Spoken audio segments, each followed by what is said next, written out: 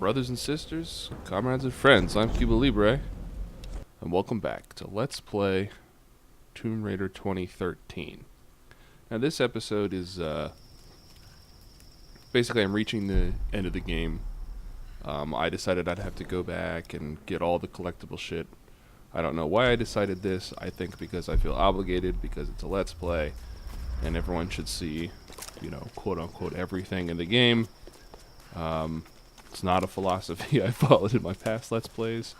But it's just kind of easy in this game. It's all pointed out for you, except for the achievement type, like individual collectibles, and they're easy enough to find. Anyways, so it's heavily edited. It's quite a long video, but it's heavily edited, so there's no opportunity for live commentary, so I have to do this post-commentary, and I figured what I'd do while you watch me like randomly run around and find things is talk about this game. Basically review the game, what it means to me, and what it means in the broader context of the Tomb Raider series.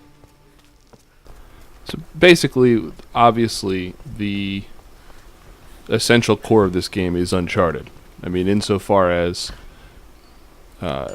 Crystal Dynamics looked at other games and said, what do we want to make this game like? The game they're making it like is Uncharted. That's obvious. Really, it's kind of like half an Uncharted game, half a Tomb Raider game. And that's really its essential problem as well. So, Uncharted is a very linear, set-piece driven game. It has very, very good shooting. And when I say Uncharted, I mostly mean Uncharted 2, which is the best game in that series by far. And the climbing parts sort of feed into the set piece. There's not a whole lot of exploration. There is bonus dinguses to find lying around, but it's not really the essence of the game, and the environments aren't really made to be explorable. This game is slightly more open. You've got some decent verticality in some of the maps, little nooks and crannies. And in that sense, it is more of a quote-unquote Tomb Raider game. This mask was used in the traditional Japanese no theater. I think it represents a demon, or Oni.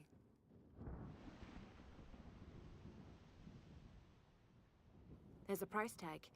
Looks like this one is a replica. Good job, Lara, once again. You are not much of an archaeologist.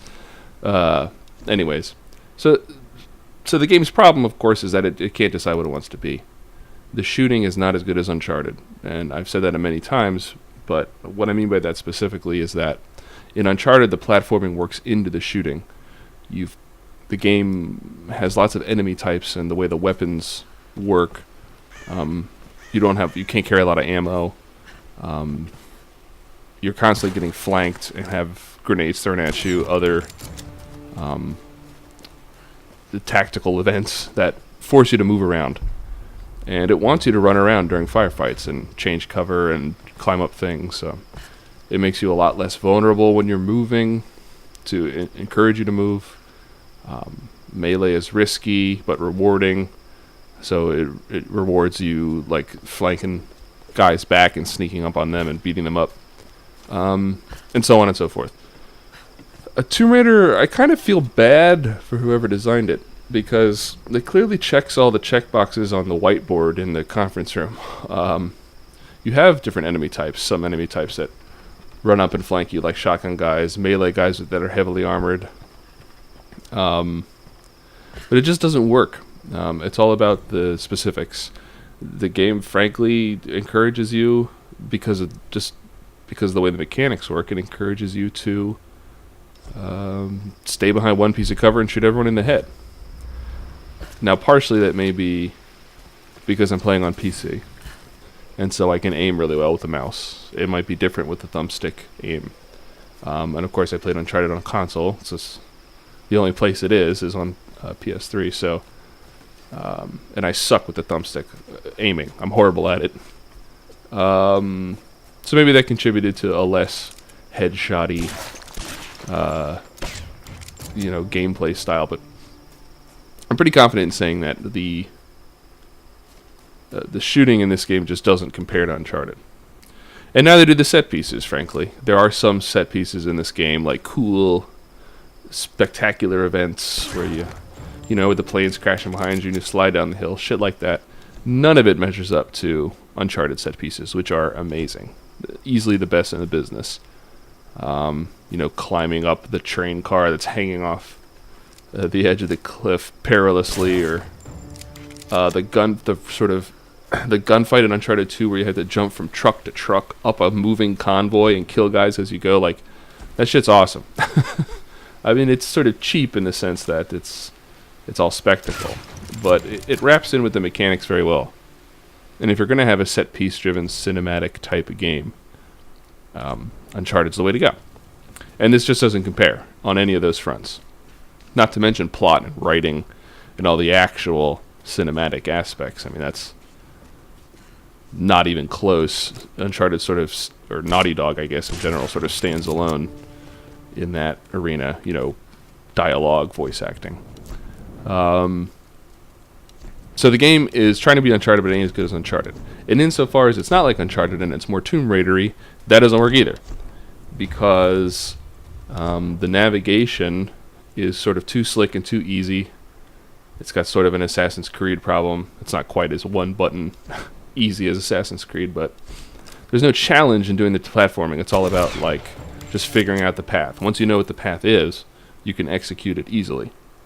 And the environments are sort of in this horrible, uncanny valley between, too explorable and not explorable enough.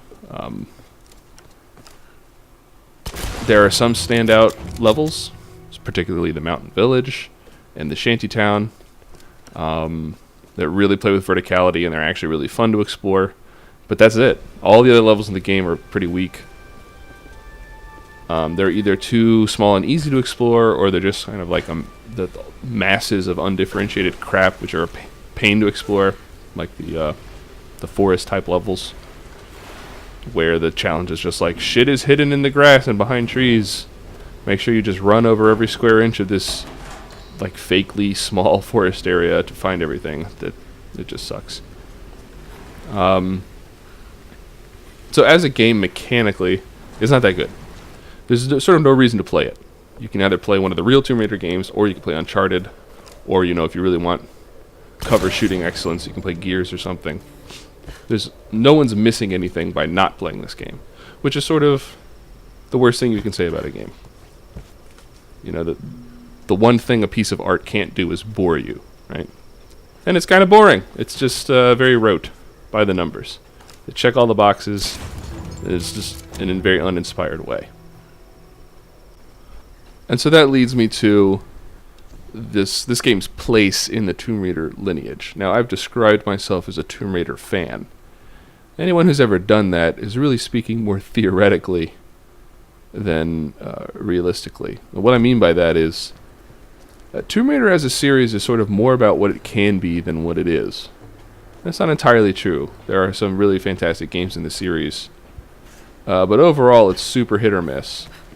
And the people who really like Tomb Raider like it for sort of the torch it carries for the exploratory 3D platformer, which again is kind of a dead breed. I've talked about this lots in previous Tomb Raider videos. But so pretty much you've got, 8 or 9 or 10 games in the series at this point. And you have 4 decent ones, 4 good ones. The first Tomb Raider is fantastic. It's a great game. It's a game of all time. I think everyone should play it. Some people aren't going to like it, mostly because of the controls. But it really gets the exploratory 3D platformer down pat, which is pretty amazing considering it's the first one. And it's one of sort of those early 3D games when no one knew what to do with 3D games. The fact that they got it so right that quick is really amazing. Now,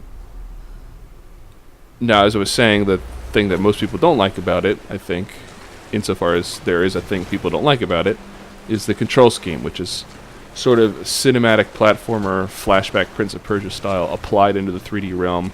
It's all grid-based and tile-based, very deliberate. It's really hard to improvise or do anything fluidly. But what it does mean is that there's skill involved. It takes a little while to be good at Tomb Raider. good at the jumping around. And I think that means something. It means something important. And it's extrapolated in the second game. So, well, the first game I think is great. The second game is good. What it does, it keeps this all the same explorability. It has very, wide-ranging levels. And the platforming gets even harder. It's kind of like the Super Mario Bros. 2 Japan to the first game's Super Mario Bros. What I mean is that Lara's skill set is defined in the first game and kind of joyously used, but in the second game it's truly exploited. It's like you need to have mastered every single move in Lara's skill set to get through the levels in Tomb Raider 2. The level design pushes the platforming to the nth degree. You'll have very long series of not quite pixel perfect, but very demanding challenges. You have to do all in a row, and of course there's very few save points, so you just got to be really good at it. I don't necessarily think this is a bad thing. It's sort of less accessible than the first game, I think. Now the problem with Tomb Raider 2, the reason why it's not as good as the first one, doesn't have to do with the platforming and exploration. It has to do with the combat. Basically, there's a much, much bigger emphasis on human combat, which is always a problem in Tomb Raider games. Now, previously, I've talked about this. The essential thing is Tomb Raider is about acrobatics. So what you want is sort of melee-centric enemies that come at Lara. So you can just shoot with auto-aim, just keep hitting the button to shoot, while your actual attention is devoted to the acrobatics, jumping around to avoid the enemies. When you put a much bigger emphasis on shooting, you necessarily divide the player's attention. Suddenly they can't do all the same things they were doing before, because they just had to devote not only more of their actual attention span, but more of the actual hand-thumb space to controlling the shooting part. This is a diary that's from a general, and it says, "Sun Queen, we here are about to die, salute you," basically. Yeah, so Tomb Raider 1 had a bunch of fucking grizzly bears and gorillas and shit, and those were the enemies, and it worked great. Very occasionally there was a couple human enemies, and they mixed it up nicely because they were different, but they weren't the main focus of the game. Tomb Raider 2 throws it all out. There's the mob is involved and all kinds of shit. So there's lots of human enemies. In fact, primarily human enemies, and they totally suck because they do the same auto-aim thing that you do, and it becomes a big grind fest of just pressing the button while you can't really dodge their bullets, and there's no real reason to jump around. So basically, I would say the ideal way to play Tomb Raider 2 is with infinite ammo and infinite health. Just forget the combat, blow through it somehow, and then just do the platforming parts, which is what the game is really about. No Tomb Raider game I've ever played has really been able to fix this problem. They've never been able to put compelling human shooting on top of the exploratory 3D platforming. I have theories of why this is, but I'm going to just talk about the specific games instead. So you got Tomb Raider 1, which is fantastic. Tomb Raider 2, which is good, I would say. I would go as far as to call it good, but that's it. And then you've just got a pile of shit for years. Every game in the middle is just horrible. Then you finally get to Legend, which is barely okay. I still would call it one of the bad ones. I really didn't like it that much. And then you get to Anniversary, which is, of course, a remake of the first game. It's still good, though, because it's a remake of the first game, and the first game's great. So Anniversary is awesome. It's kind of a more accessible introduction if you want to play the first game and relive or experience the environments, and the plot isn't a big thing, but mostly the environments and the locales. But you don't want to deal with the crazy platforming. This is the Sun Queen's daughter being I'm the Sun Queen's daughter, and that sucks because I'm going to get sacrificed or whatever. Yeah. Anniversary is a good way into the series because you get all the greatness of the first game's environments with more forgiving platforming. It's more modern 360-degree control type thing. And it makes the game a little less precise, I think, and ultimately, I think, slightly worse than the original game, but it's still fantastic. And then, of course, there's Underworld, which I think is just a solid game. It's a real return to form. It's not perfect. I talked more about the specifics in my LP of that game, but it's really good. I would recommend it to anybody who's into exploratory 3D platformers. So you've got this very long series, 2 decades worth almost, and it's bookended by 2 games at the front, 2 games at the back that are good, and all these games in the middle that kind of blow. So that's if you call yourself a Tomb Raider fan, you're kind of calling yourself someone who enjoys this lineage, but only partially. Oh, this journal is Matthias saying, I want to control the storms. Woo! And I don't care when people die because I'm evil, So, where does Tomb Raider 2013 fit into this lineage? Well, it's a reboot, right? So I really do feel like all the original games sort of fit together. They permutate over technology levels and design fads and whatever. And there's sort of reboots within that try to restart the series and didn't really pan out, and it sort of waffles back and forth. This seems more like a real reboot. I don't think they're going back after this in the first place because it's just too profitable to make Uncharted type games. I mean, that's just every game now, and I'm sure this game sold like gangbusters. I don't know that for a fact, but I don't think we're going back after this. I think from now on, Tomb Raider is going to be about Uncharted shooting with a little exploration thrown in, which is a shame. And in that way, it's kind of a death knell of what I'd call the traditional or whatever Tomb Raider. We'll see. There's been plenty of reboots before that haven't panned out. Maybe they'll go back on this one, but I think it did too well for them to go back. So what could save this game? What could make it worthwhile going forward? Let's say we're not moving backwards. We're never going to get back to Tomb Raider 1. We're never even going to get back to Tomb Raider Underworld. What are we going to do? Well, the first and most important thing would be to take out the human enemies. I do not see why this game needs cover shooting. If they spent all their time making cool environments like the shanty town and the mountain village, and none of their time making fields full of waist-high cover to hide behind, you could have really had something here. Regardless of the fact that the navigation itself is it's a little too easy. I don't see that the game already has a survival theme baked in. It almost seems like there was some initial version of the game that was all about survivalism, and then they were like, at the last minute, some business types were like, we need more Uncharted in here because Uncharted sells. That's really what it feels like. But you've got the hunting and the food gathering and whatever. You could have made that the whole game.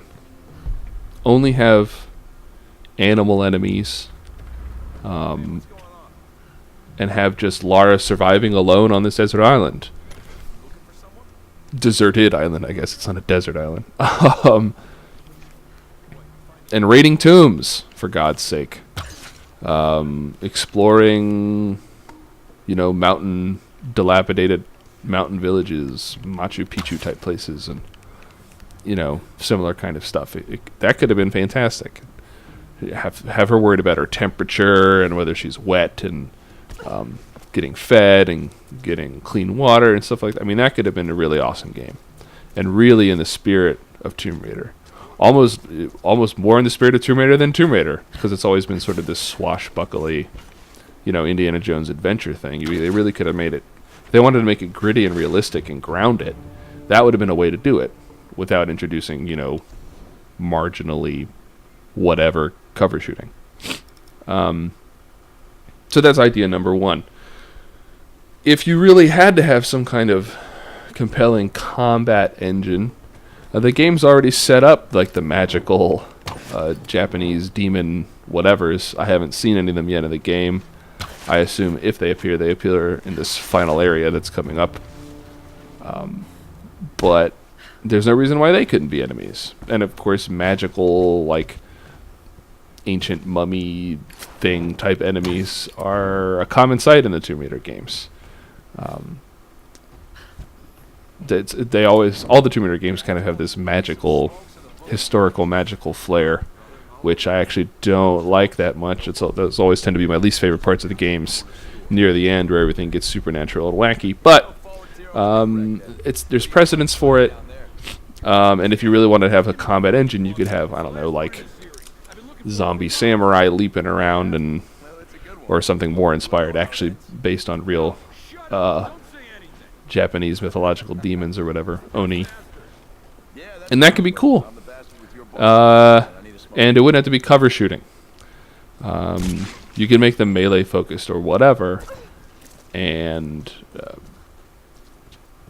really exploit the geography and have Laura use her acrobatic moves to fight these guys primarily, rather than, the twitch trigger finger.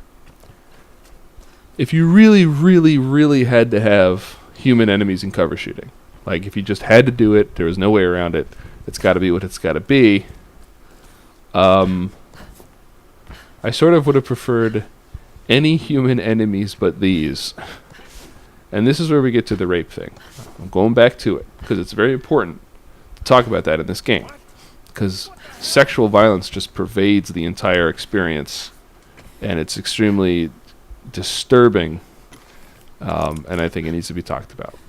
There's a very big back and forth in the comment section of the video I did near the beginning of this LP, where I talked about the rapiness, and how completely unnecessary it was.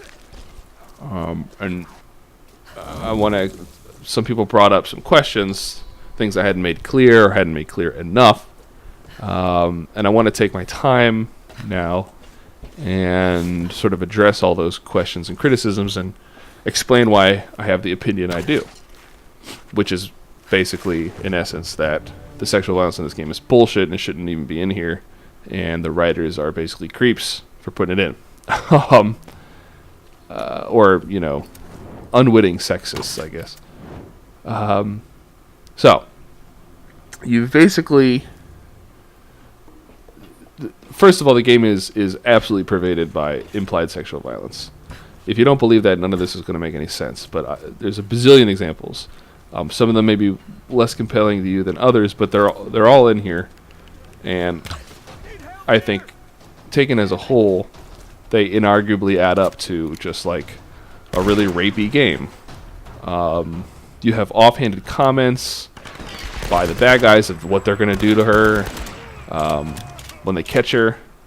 You've got the dude at the very, very beginning grabbing at Lara's ankles and feet and trying to pull her towards him and pull her legs apart. You've got all kinds of phallic imagery.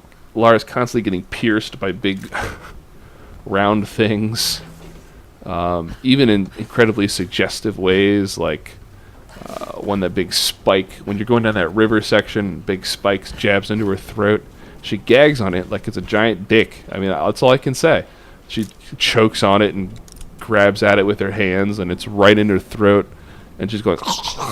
I mean, it's disgusting. Is what it is. It's horrible. She wades through a giant river of blood. It's like a real menstrual image. And then, of course, there's the super rapey scene that I actually made the video of, where the dude explicitly threatens rape and feels her up and whispers sweet nothings in her ear. So the game is replete with sexual violence. And if you don't believe me, then you haven't watched the same game that I've been playing. But we're just going to have to agree to disagree, I guess. So take that for granted. Or don't take it for granted, but I think it's shown in the evidence of the actual game itself. So then the question is why? Why, again, this is not a recording of real events. The writers have the opportunity to put anything in this game they want. Why should they put in a bunch of sexual violence? And the answer to that, of course, is because, well, it would happen. You've got all these lonely shipwrecked men who live in this like savage cultish atmosphere. They have no social mores anymore. As soon as an attractive female gets in their visual range, the first thing they're going to try to do is rape her. And I guess that's true as far as that goes. You know, if this were a real situation, sexual violence would be a big problem for Lara. But of course, this doesn't have to be the situation. They could have written whatever situation they wanted, and that gets me back to the different kinds of human enemies. These human enemies, in this particular setting, which is shipwrecked guys on a jungle island that are part of a death cult, and don't have any general access to women, nor any way of getting off the island, is sort of like the perfect storm of circumstances to produce sexual violence. And none of that needs to be true. I mean, you know, if you wanted to have cover shooting and human enemies, you could have done it in a number of ways. There could have been like a competing... You could have done like a Raiders of the Lost Ark style, where there's a competing... You know, Lara's trying to find some precious artifacts on the island, and she uses her scrappy ingenuity to do it, while there's like a sort of a big, mechanized, expensive archaeological force also working at the same time. You know, you can make it some kind of big it doesn't have to be Nazis. It could be some like evil corporation or, you know, whatever. And those guys wouldn't necessarily, you know, it'd be some mercenaries or something who had just arrived on the island and could easily get off whenever they wanted. Only Lara's stuck. So they wouldn't have any particular predilection to rape anybody. They have better things to do. That's just one idea, and there's a million others. I mean, you could have fucking Amazon women on on the island that have no interest in Lara sexually. That's retarded. But anyways, the point is that the human enemies in this game are specifically designed to be as rapey as possible. And they don't have to be. You could have all the mechanical design goals of this game that you want, and thematic goals that you want, without the rapiness. So what is the point of this game from a writing perspective?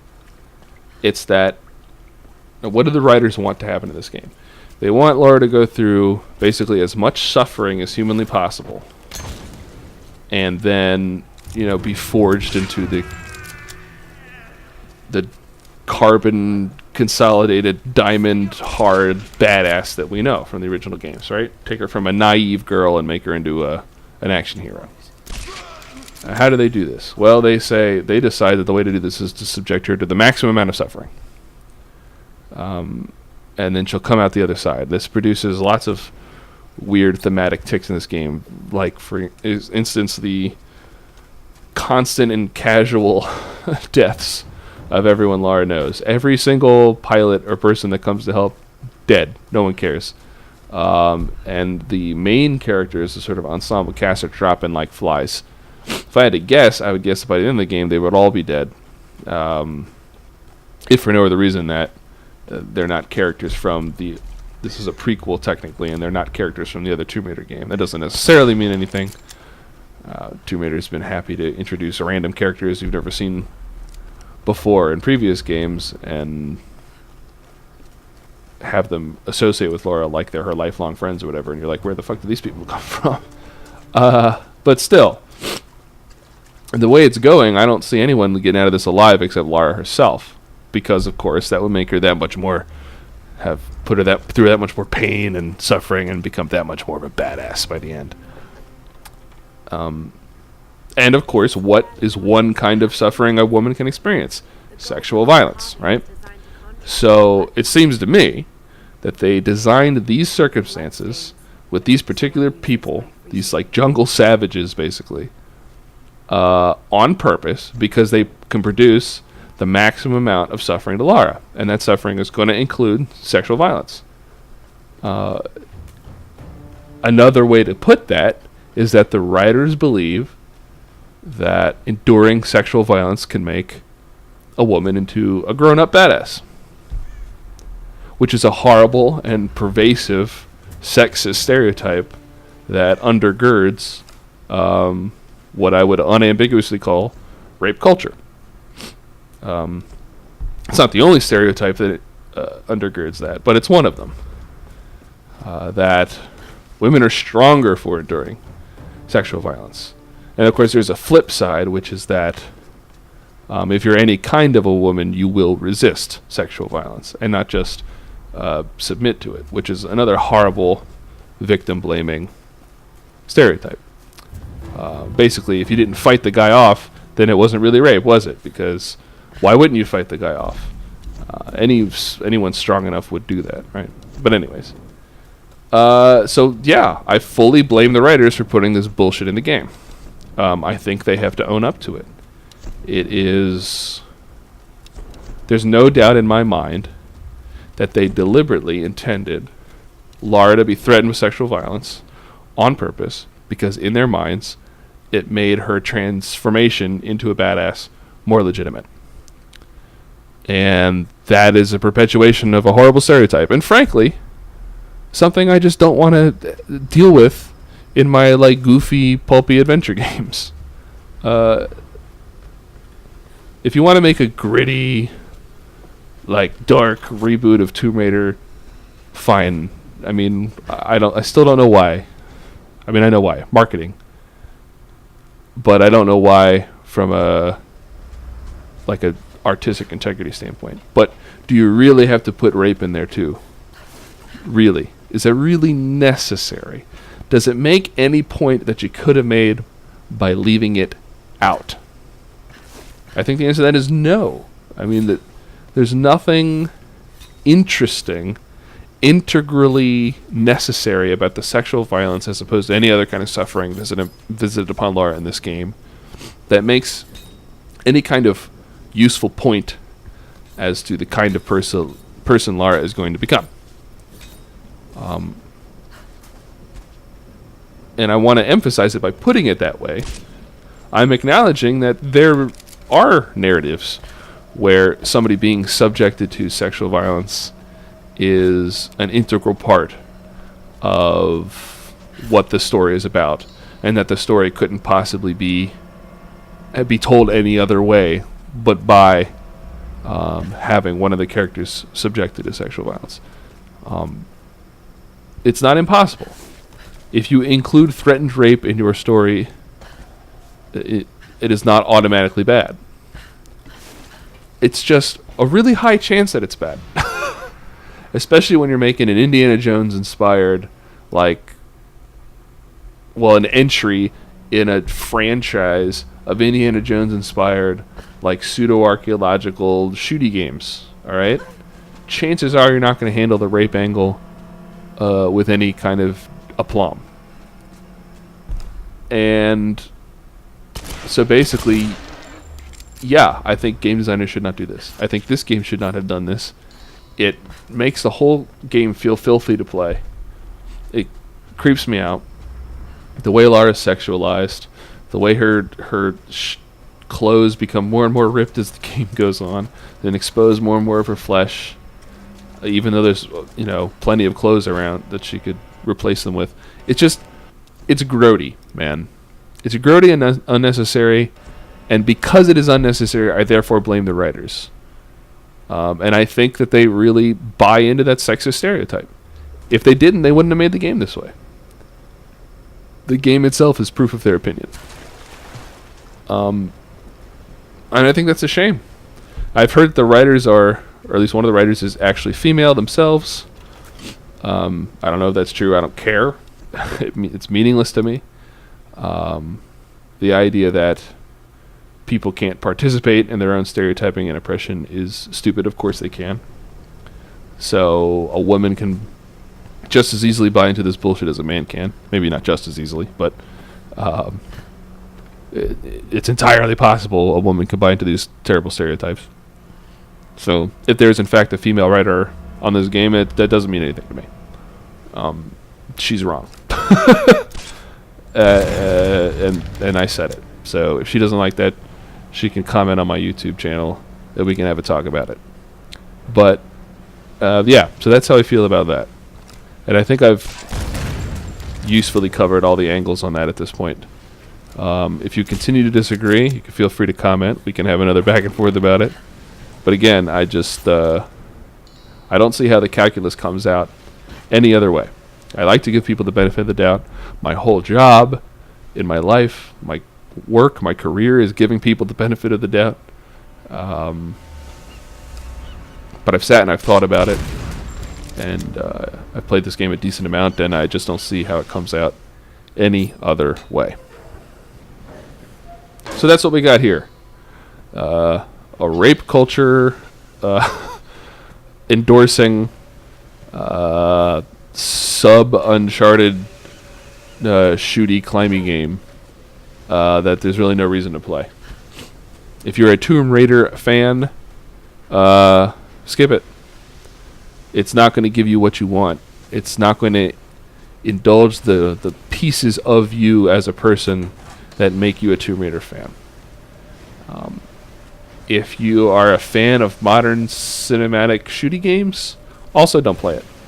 Unless you're bored, I guess. Go play Uncharted. Play Uncharted 2 again instead of this game the first time. I think you'll have more fun.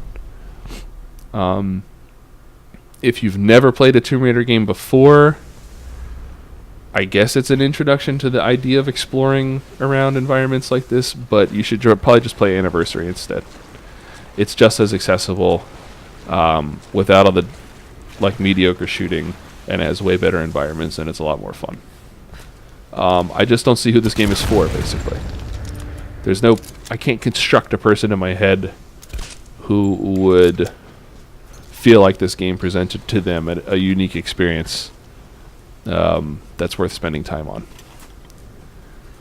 So there's a little more video left, but that's about all the things I have to say. I confess I haven't finished the game yet. I'm doing these videos in order, so I still haven't actually played the last section. It's waiting for me to go do, which I probably do today, actually, because I want to get this done with. So maybe the ending fixes all my problems and makes everything better, but you know what? I really fucking doubt it. But I'll tell you what I think once the ending comes around. Other than that, I'm going to leave you with the rest of this, random climbing and shooting. I still don't know. Like, sometimes I'll open the map and point out where I am as though this was some kind of walkthrough. There's way better videos on YouTube for that purpose if you want to, actual hints on where to find all the collectibles and stuff. Uh-oh. It's a picture of two girls. This wallet belonged to her father. The names on the picture, Millie and Coco. I found their toys. What happened to this poor family? Yeah, gotta shut up when Laura's talking. And this fucking, to get up here, I spent so long fucking around with one of those floats in the water. I was so happy to finally get up there. I cut it all out. But God, it took me like 20 minutes to get up on this thing, to figure out. And the way you end up doing it is like this goofy little jump that doesn't even seem like it should work. God, that was annoying. I just wanted to point that out. Anyways, yeah.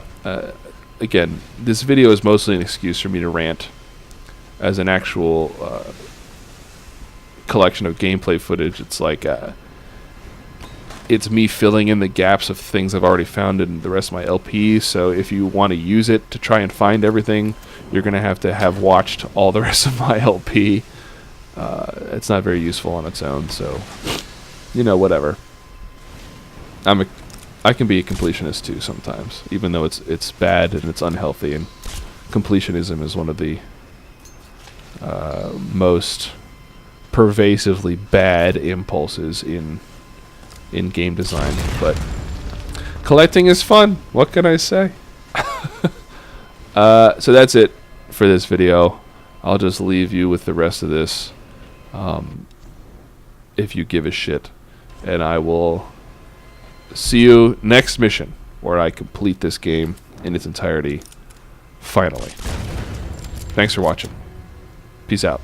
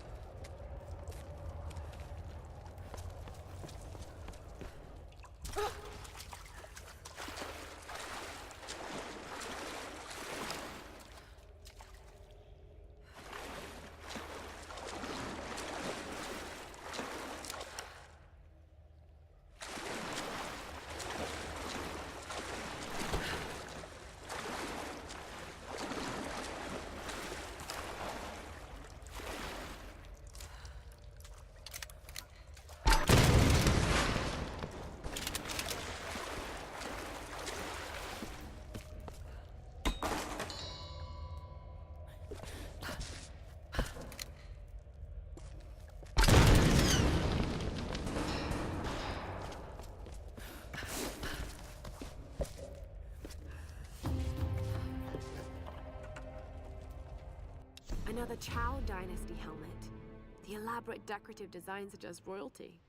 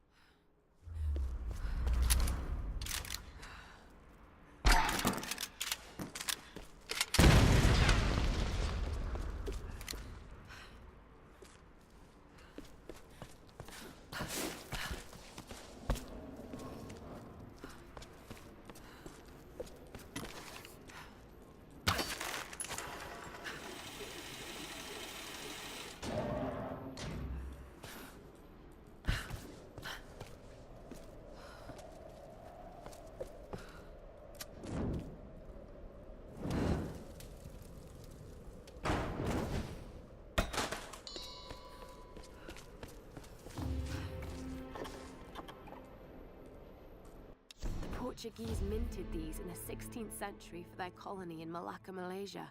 This must have come from one of the old galleon wrecks.